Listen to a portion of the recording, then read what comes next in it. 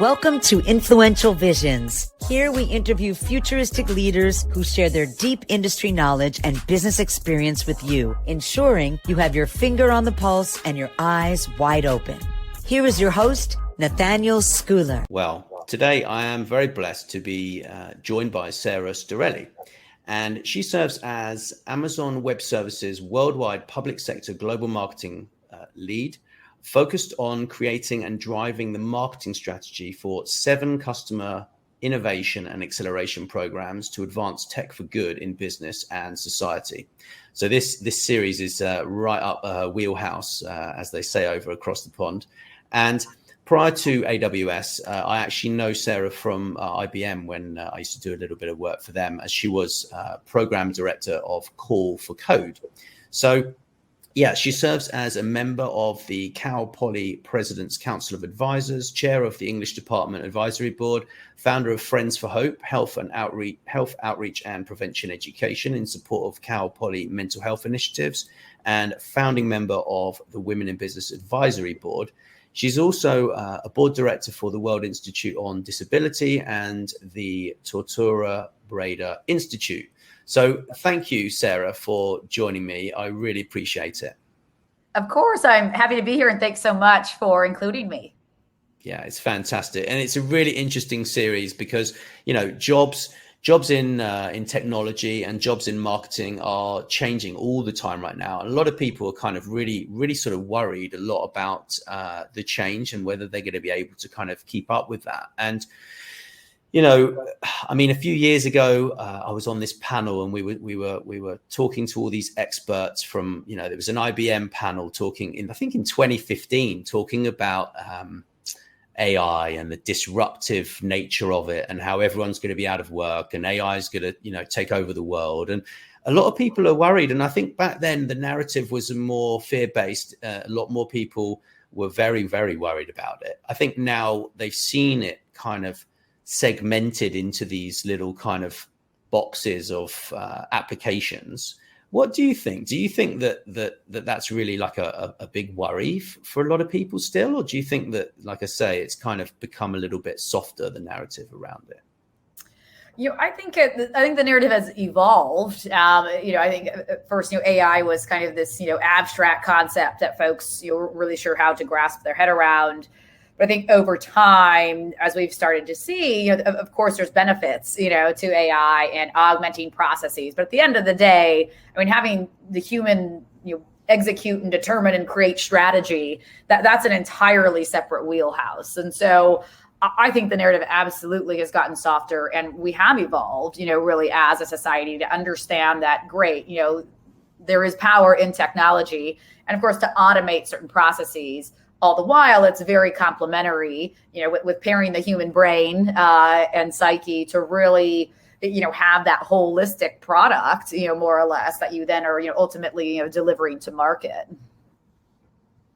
It's an interesting place we're at right now with the way that we're at. I mean, you know, I do a little bit of reading around it, and people seem to think we're at the beginning of like this massive productivity revolution, and I'm kind of for that, right? Because I think we should be embracing the machine age, and we've been talking about the machine age for so long and how it's going to help everybody to really have more time with friends and family, do more of what they want to do with their lives, because machines are going to kind of help them to do that. But in the past, we basically have just moved from one thing to doing something else. So do you think like people are like more conscious of the time that they spend and how they spend it these days? So it's going to help kind of make the benefits better when we get a bit further along the line with this?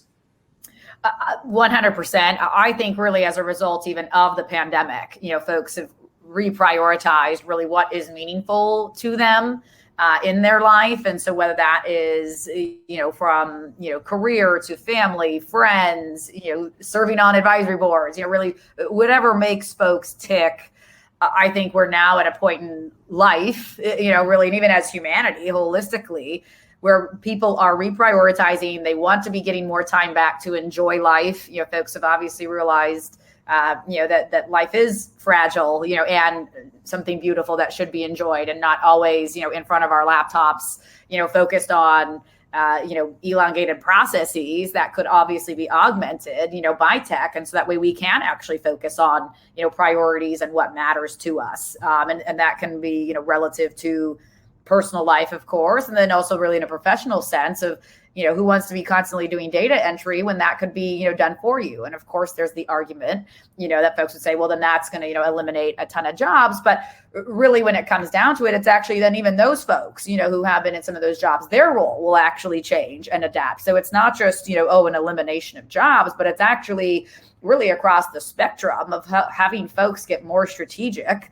in what they're focused on, in their roles, what matters to the business, even to the bottom line, from a corporate speak perspective. And I think that's really, a wonderful thing to have tech come in to complement, where we're going as humanity and overall as a society, as well as in business. Yeah, I'm nodding away here for the people that are listening to this on the podcast, on the audio only. So what do you think, what jobs in tech are going to be kind of important for the future? I would say, really across the spectrum, but first and foremost, and I think even really what I had seen, especially when I was at IBM, and I was focused on developers specifically, and, even really at that moment in time. So that was from about, 2018 to 2020 or so, and actually like to 2021 until I was focused on, specifically the developer, persona. And so developers right now, as they are continuing to, gain power, ultimate decisions are being, made because of developers and given their experiences and how critical their voice is, at the table of influencing the business. So one, there's ample opportunity, not only, kind of recently or within even the past few years, but it's gaining more and more traction where I think really, the power is in the hands of the engineers of the world, in that sense. All the while, I think, there's still going to be those jobs as far as, of course, with me having that, marketing and comms and strategic partnerships background, those jobs are absolutely going to still be, prevalent as well. Regardless of kind of in the spirit of, augmenting jobs, we're having jobs that are complementary with tech. Regardless, we still need humans, who are, talking human to human, so as it relates to public relations and how that messaging, what kind of messaging needs to be, externally shared and how is that framed? And it's really another level of critical thinking of how you're showing up, which also translates, into marketing of how are you showing up in market where technology itself, that's not going to augment that, kind of complexity that, warrants the human mind. And so I think, for marketers, there's a really immense opportunity for us. We're always learning, and evolving as far as, where the market's going, how we're appealing to folks. And it really is at the end of the day, what's that human to human connection of how to reach people. And that's not necessarily through, a bot doing that. A lot of times it is actually talking to our customers, whether that is, in person, online. And so I think those types of jobs that are really fundamentally based in relations, as well as, from the tech side of developers, to go, think of new product lines or, how they're going to enhance them. Those jobs are absolutely going to continue and evolve. And I think it actually presents more opportunities as we even do get more advanced with technology. There's going to be a different level of even upskilling, required and strategic thinking, on the human side to then, how we reposition ourselves and our roles. For instance, across marketing, there's various different, verticals, whether you're focused on, field marketing, program marketing, event marketing. All of those kinds of roles are not just going to quote, disappear. They're all still fundamentally, needed to go help drive a business, and reach, the business's goals and objectives. So I would say jobs are continuing, on, if anything, is going to be new ones, I think that, pop up based on, like I said, tech advances, as really we continue to, learn and grow, as a society. Yeah. I mean, it's no different than when social media arrived. All of these jobs just appeared, right? These tactical kind of roles of what people needed to do. But I think, yeah, I agree. Like in terms of the more strategic and the more, partnering with a machine in order to write code, write stuff, create imagery, make sure that imagery is on message is super important, because if you trust a machine to do it, it may get it wrong. I mean, it's a fascinating world that we sort of live in. But do you think that with the sort of no code kind of application that, applications that people can just bolt together, do you think that, out of the box, like people are going to be able to not necessarily they'll be able to build models and build applications without even needing to code, right, in the future? So being a developer, like the whole term developer may kind of change a little bit in the coming years. I think it definitely probably will, for sure. I think once it kind of as that relates to, especially if it is no code or low code, I think with that, though, there will be a basic level of understanding of what skills are needed for that. So, of course, there still is a level of learning, that will be involved. But once again, I think that it'll be interesting to see how that plays out based on, if folks, so, for instance, like I'm not an engineer, but, maybe I could go, develop something, even though I don't have, a coding background. And so I think really all of those potential options are on the table for it. And so I think, the developer itself, we will still, of course, need, the developer to be doing some of those very complex items, but once again, partnering with, a quote machine to do that. All the while, I think it actually does open up the opportunity for others really across discipline. So I think, whether someone does have a liberal arts background or interests, or if they are, science and math versus, just a direct engineer, with that kind of background, I think it actually really opens up the aperture for a much more broader scope of folks really around the world to, get involved and actually be acclimated to this giant tech movement. Because, at the end of the day, everyone, well, most folks, or I should say those who do have access to technology, the world is based on tech. If you think about it, everything we do, here, and especially with me speaking, from the United States standpoint, I mean, everything here, if you think about it, like my life runs on tech, at any given moment. We now have computers in our hands, where, 20 plus years ago, that was, such a, nebulous concept, that folks were, not sure how to react, where now it's like, wow, we, none of us, we don't leave our homes without phones, really wherever we are around the world. And so even that has evolved, as a society. And so I think with having, with folks being able to not need to have a tech background and could then, become a quote developer or, a softer version of a developer, I think it presents really broader humanity with some amazing opportunities to have more folks around the table, more individuals contributing to tech and the conversation, and to really help us make it more equitable as well as accessible. Absolutely. I've been giving a lot of thought to that over the past few years, and how, I think you might know Melissa Sassy, because she's big into that movement of encouraging the rest of the world, because she seems to think that I think it's 48% of the world don't have internet access, is what she said to me last time I spoke with her about it. And it's quite insane, really, because those communities don't actually have the benefits that will come with that technology, like financially, emotionally, food, all of the needs that they could have met, right? And I mean, I'm out in Croatia, and a lot of people are leaving the country because then in society here, there isn't this big tech movement. It's not like in Croatia, it's not like, let's go and build a tech startup, or let's work for a tech startup. It's like, well, let's go and work in tourism, because tourism's so big here, right? So, and then there are other countries like over in Africa where, internet access and fundamental human rights, that's how I see it. I see it as a human right, because without it, you're kind of just lost, aren't you? At the end of the day, it's very tricky, Agreed. Yeah, and that really kind of speaks to my point too. As mentioned, with having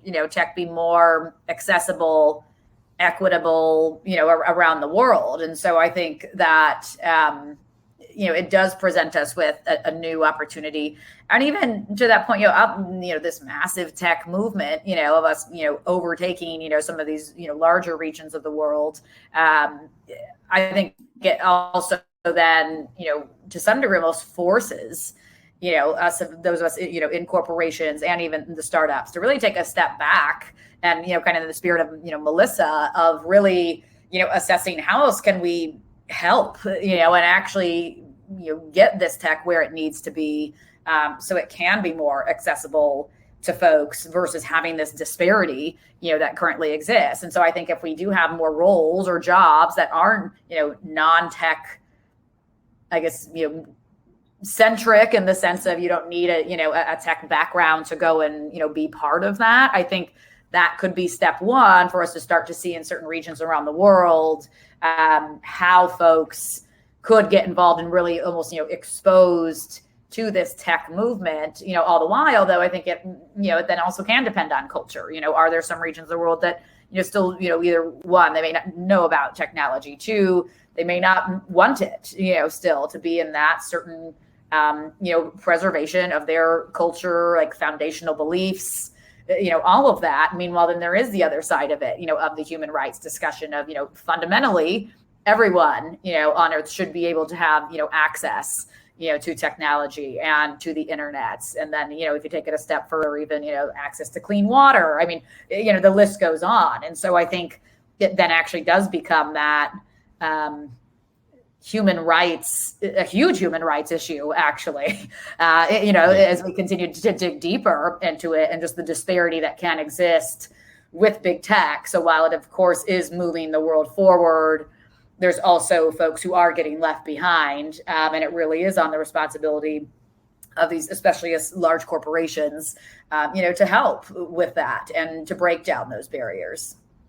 Yeah, absolutely. And to educate. I mean, that's the biggest challenge. I was reading this report by the WEF about jobs recently. And I think they said something like they're going to need like 67 million more teachers is what they basically said in the coming by 2025, I think it was saying, or 2030 maybe. I need to check that figure. But it's so in order to educate these people, they're going to need these teachers. And I think that is a big challenge, because education is a tricky one, right? But then people are missing the opportunity of like using, all of these free courses that are out there, right? Like MIT, like has, I forget how many million hours of courses have been, MOOCs they're called, have been, a lot about education, I'm sure, being involved with the university.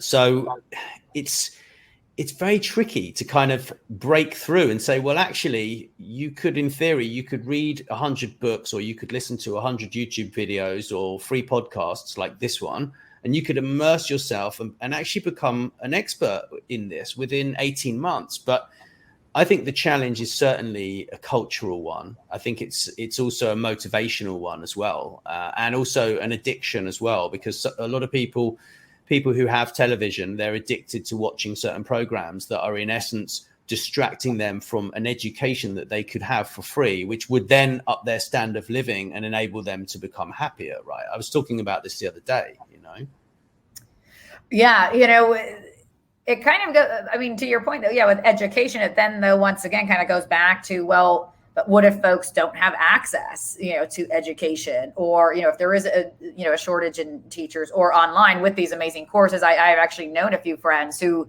have had a liberal arts background and went and basically did teach themselves, after going through those courses. They didn't take any other, formal training beyond that, except, watching videos. And so it is, I think it does come down to that desire to learn, or, what are folks' priorities in their life? What are they looking to do? What's their purpose, their mission, what drives them?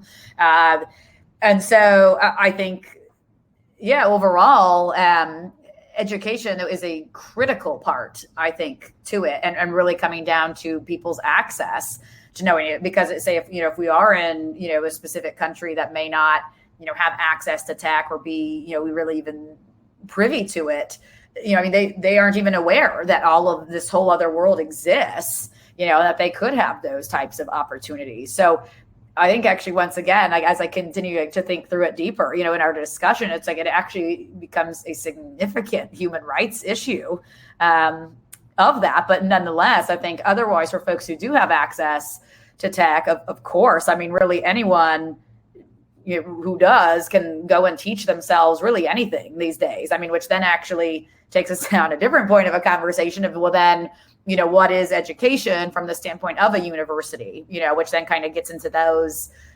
levels, like even at, when I was at IBM and now even at AWS, of us, all, and really corporate America is talking about these, the importance of upskilling, folks, and really almost kind of like turning, a four-year education on its ear a bit to say, yeah, that's great. Of course, everyone is still supportive of, folks who do go down the higher education route. That said, there is also so much opportunity if folks do want to be going to a trade school or learn certain skills, to become, a developer, really in any sense of the stage of becoming a developer, whether it's, a beginner or more advanced. And so I think there's a lot to unpack, in it of what is education, and actually do folks, they don't necessarily need to even go the university route, anymore, because of all these different resources and assets available. And then, of course, to your point from teachers, I think that, depending on which context of, certain experts in the field, now more or less anyone can go on and, record a video themselves, talking about a topic and, publish it out into the world. So that's, of course, been another, I guess pro and con, because then you can also get into the discussion of, well, is that accurate information that's also being published, or, to what degree is that credible, from that resource. So there's still a lot I think we still have such a long way to go as a society of, even making sure, and that's where some of the tech comes in, as far as, being able to determine, what is or is not, credible and a reliable source of information. So I think we'll see how the journey continues to unfold, nonetheless, especially over these next few years, let alone thinking, 10, 20 years down the road. Wow. 10 or 20 years is just incomprehensible for me. Like, if you think back, I was thinking back to when I had a cassette player, like when I was a kid, right? And like kids now, they don't even, like, you can explain to them, well, you had this cassette, and if it went wrong, you'd lose all your music, right? Like it would eat the tape, right? And they're like, what? And I'm like, yeah, but it had 60 minutes if you were lucky on each side, and you had to like rewind it, and maybe it went 4 times the speed. And they're like, wow. And the whole concept is bizarre. But in our lifetime, right, like these things are going to be just crazy the way things are going. It's at that point right now where it's just growing so quickly with these applications. So I've got a question a bit more about marketing and comms roles, right? Because I know you talked a bit about that at the beginning. So how do you think will marketing and comms roles continue to play an integral role in business? I think they're going to be at the forefront. Really, when I think of, if you really distill it down, even from like a business structure, it's almost, if you think of it as like 3 prongs. I'm saying this in very basic terms. But if you think of, the business, as one part of the triangle, marketing, as the other peg, and then comms as the other, it really ideally is the perfect trifecta. Because of course, the business, they have their strategy, what they're looking to execute. Nonetheless, what they can go execute, all day if they don't have marketing behind that, then talking out to customers directly, infiltrating into the market with a very specific targeted strategy, about who they're trying to reach. They won't, be able to reach their goals, entirely. And then, of course, having really that third activation from a comms perspective that comes in to complement, interacting with press and getting those stories out in the media for even a more broad reach, to really be, I would say, hitting all the key audiences really across those. So I would say, even as I've continued to do in corporate America, whether I've been on the marketing side, communication side, always, my plans are complementary to the business. So it's really, based on, once again, strategic thinking, strategic planning, and really mapping, those activities to what the business is doing. So it's not just, I'm going to go do, 50 marketing activations and, maybe a few of them align, with the business, goals and objectives, but rather it's, an entire plan that maps to the business's goals and objectives. And then, of course, working collaboratively actually with the communications / PR team to then have them come in and complement, and help get out, the word of, say, what I'm taking to market for the business, having them come in to then complement again, with that and really reach that other vertical, from a media perspective. So now more than ever, I think it's immensely critical. I think because the way that technology is moving so fast, and especially AWS, we're constantly innovating, as our various companies really across the spectrum. And so I think given that kind of pace, it's critical, to be able to have the marketing team in the room, the communications team in the room, to even help collaborate with the business on their strategy and shape that, given all the different various levels of and areas of expertise that really what it takes to go make, a program or a business or a product launch successful. Yeah, very much so. Very much so. It's such a big subject, right? And when you dig into it, it's actually very, very interesting. I've been studying marketing for maybe 12 years now, and I'm still learning about it all the time. So when I listen back to this, when I listen back to the audio, I'm sure I'll learn something valuable, from what you just said, because that's how I learn, you see. And I think that's really important, is understanding the learning styles as well, in terms of the way people are kind of trying to move forwards in their careers. And I think the better we get at analyzing people, their drivers, their motivations, and these sorts of things, I think we're going to get much better in kind of encouraging them to take new courses, or perhaps learn some new kind of micro skills, or refine areas of their own self-development to help the business as a whole, right? And I've been doing a lot of study around that as well, as I'm sure you have, Yeah, and that's another critical component. I would say really, at any company, or, and surely what I have, looked at throughout my journey, of my career is, making sure that I'm, at a company that, does have similar, views. They value, mentorship, learning, providing stretch projects, opportunities, to grow and excel. And so I think, the personal development side is absolutely critical and will continue to be. And I think it also is a great way for folks, to be holding companies accountable, because it's not just, folks showing up at, from a 9 to 5, anymore.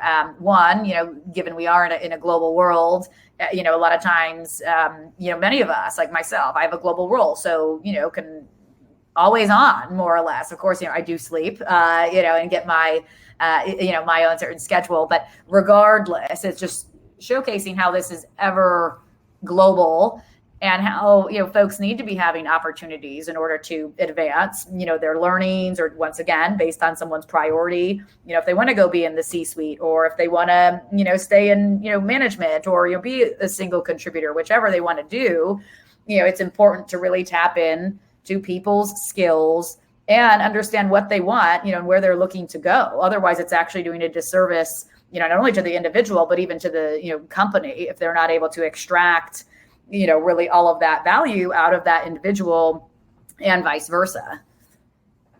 Absolutely. And having a vision for where you want to be is absolutely crucial. I mean, not everybody has talked about that in these, no, actually, I'll take that back. I think quite a number of people so far. I mean, I believe this is episode 6 out of the series of 10, right?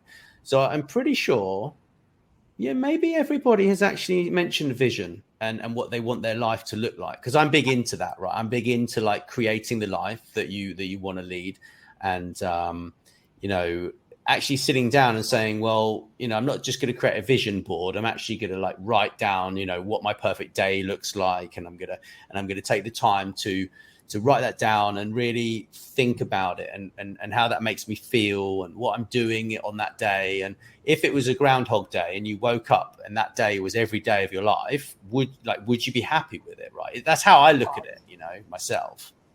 Right. I'm a big proponent of that as well. I mean, I definitely go by the mantra of, nobody can live your life or your career for you except you. And so I think, we all are, able to, meet different folks along the way, of course, as mentors or, managers, whichever the case. But at the end of the day, I think, I think folks do need to realize like the power really does lie within yourself, to go make a difference and to go, peruse whatever life you want. I mean, every single person is deserving of that, to be able to live the life that they want.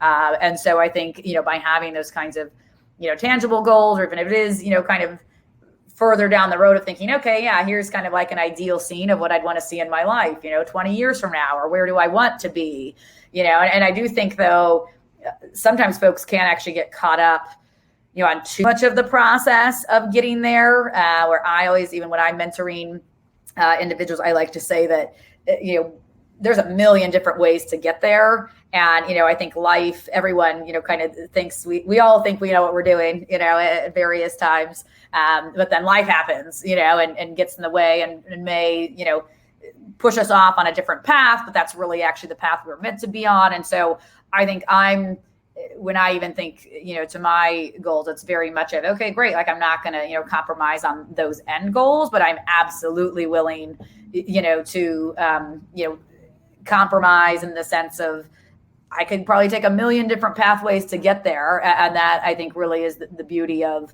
life, and of, kind of figuring it out as we all go of, which way, could make sense, for us, taking into account just the complexities that we're dealing with, as holistically as a society in this day and age, in personal lives, professional lives, technology, and even, the internet, really, of how much that has changed the way that folks communicate and function and always being on. And so I think we're all getting pulled in a million different directions, but at the end of the day, there's a million different ways to get to your end goal. And so by all means, I would, encourage folks to not get so caught up in that process. I mean, for example, I'm a Cal Poly San Luis Obispo alum. And so I had, the exciting and humbling opportunity to serve as student body president there when I was a senior in college and represent the entire student body, which is about 20,000 students, not only locally at Cal Poly, but then of course in our community, San Luis Obispo, and even at the state level of California.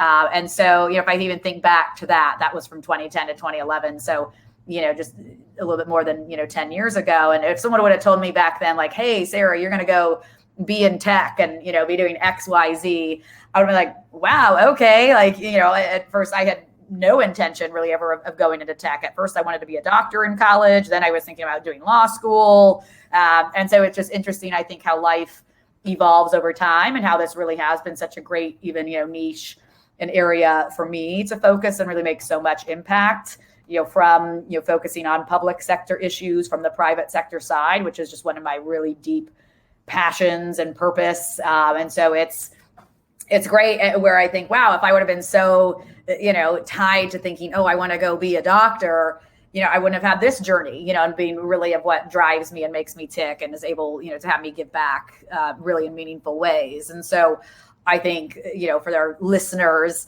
I would say, be open to the journey as well and kind of let it take you where it will. Because I think, as much as people, sometimes I wouldn't like it when people are like, oh, it always works out. But life always does work out, how it's actually supposed to. And so I think, once again, that's really the beauty of life and the journey, is actually enjoying every minute and every twist and turn and, unexpected surprise. And I think if, we frame it in that kind of context, it really is, a positive spin versus, maybe thinking, oh, wow, well, that didn't work out. So, oh, that's something really negative. But instead, it's like, oh, wow, what a great opportunity, to now push me on another interesting life path that could, really actually be my life purpose and calling. I've just been nodding away to people on audio with this because, like, I totally agree with that. Like, thing is, if you get caught up with all of these steps that are potentially, necessary for you to get to your end goal. You're going to miss the opportunity to grow in other areas, like you just said, right? And we don't know what's going to happen with technology. We have no idea what these jobs are going to be like in 10 years or even 3 years, right? Or 1 year, right? Right. Jobs are changing so quickly right now with the augmented reality, virtual reality, AI, blockchain, all of these things are creating opportunity, right? Like even gaming, I've got a friend runs a gaming podcast. He's in Burbank, actually, in Burbank, California. It's super cool, ex-Netflix marketing guy. He built the first, the first 50,000 Netflix subscribers. So that would not exist without him building those, because that was how they got the funding, right? So if he didn't build those, there would have been no funding and you wouldn't have Netflix as it looks today, right? Blockbuster may have done it themselves, and but literally he runs this gaming podcast, and it's transforming entire communities, right? Because you get a few superstars who are doing really, really well. They build tournaments, and then the money goes all the way down through into that community. And I'm passionate about that sort of stuff. Really, I am, as you are, So I've got one last question for you here. So what companies will be most successful based on how they structure the roles? Yeah, I think I think it's going to come down to the companies who understand really the benefits of the little tripod, that I mentioned of the triangle, and having, really the business plus marketing plus comms really aligned and buttoned up and valued, of that equal voice around the table, of leveraging folks' expertise and, the actual craft and function itself, of these different practices, of marketing and comms. And so I think that really could be across the gamut, of startups to corporations, as well as those who, once again, also, put the employee first. They value whichever, goals that employee does have, even for their personal professional growth. I think that's going to be critical. From an employee experience standpoint, that is going to be critical, for companies to retain talent, attract talent, like working from home, just all those different benefits of what people are looking for, in their day-to-day life, of what is that vision of their perfect day, their perfect life, knowing, of course, there are things here and there that, we'll all need to compromise on, but overarchingly, the power is in the hands of the employee versus the employer. And so I think companies that realize that and value their employees, they will also, be ones to succeed. And then, of course, ones that are providing opportunities of roles, irrespective of background, focus. So whether it's, liberal arts to tech, architecture, science and math, even, education in the form of being teachers, et cetera, all of that. I think the companies who get that though they're going to go make, the most, impact as well, really, to have all that kind of talent and expertise and those mental models of individuals, at their company, strategically thinking through. And then, of course, having tech there to help augment certain processes. I think they're really going to be the ones who surface to the top. Fantastic. Well, I can't thank you enough for your time. It's been really enjoyable. I've learned so much. I think we could talk for hours, and I could listen for hours, because you've got so much information going on in there it's fresh and it's new. It's got a whole new angle to it, and I just find it fascinating. So yeah, thank you so much, and it's been great. Yes, well, thank you so much for having me. It's been wonderful to converse, back and forth. To your point, I know we could surely talk, for hours on end or days, because there's so much to unpack on every topic. Masses. Let me just push the outro. Thanks very much for listening to Influential Visions. Please make sure you share this episode with your friends and business connections. And don't forget to drop us a review wherever you listen. Thanks.